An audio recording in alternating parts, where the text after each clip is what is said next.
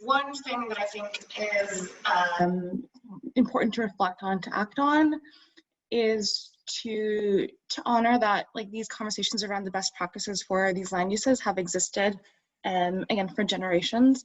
And so instead of thinking about if we're going to be doing these things and if we're going to be, you know, enabling the land to be healthier, to have healthier relationships with land, we should be focusing on how, right? Like, so how are we going to be doing this? And so when you're engaging with these community groups, you're going to be talking about, okay, how do we get to this outcome in a way that dignifies folks and also empowers them in terms of like, you know, building their capacity to see themselves in these spaces. Thank you, Cheryl.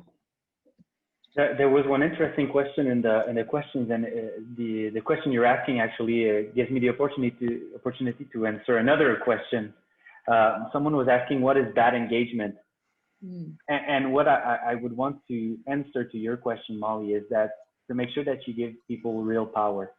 I was talking earlier about satisfactory engagement, and obviously if decisions are already taken, or we're talking about superficial decisions that need to be taken, and we're going to leave that to the citizens in participation.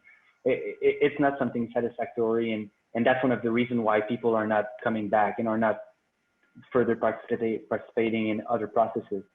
So to make sure that if ever there's a willingness to give some power and decision making to people, that to put forward some satisfying processes, and I would be super unhappy without talking about participatory budgeting.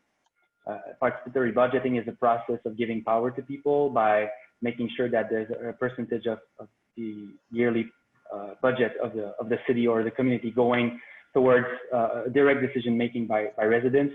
And in 2018, we did some PB, participatory budgeting, in parks in Montreal, and it was super successful. We had some really great turnouts and really good transformation also. So that could be one interesting key for the future of participation in parks. Thank you, Mikael. Jennifer or Sophia? Sure. The thing I wanted to mention was about kind of beyond like the latter participation that we usually think about when we look at engagement. And as many of us have already talked about, there's so few people that actually have time, energy, ability, interest to participate in coming out to public events.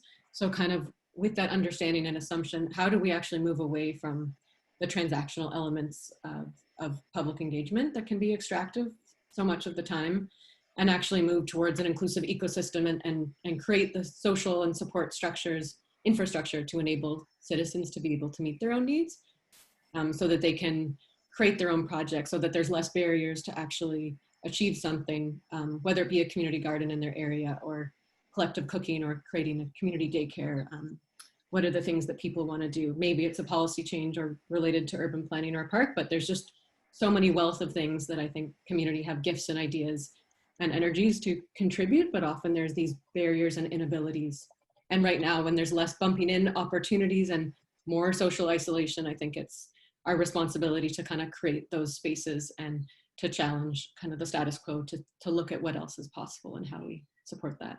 Absolutely, that's great. Thank you, Sophia.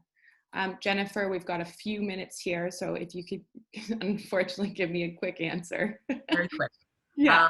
So I'll just highlight a few things that I think are important. One's already been highlighted by the other panelists: resources. I can't do good work without resources, people and money. And so often adequate resources just are not dedicated to this type of work, good, meaningful engagement. So resources, time. So often engagement processes are rushed and they're done, as Sophia mentioned, in a very transactional, very quick way.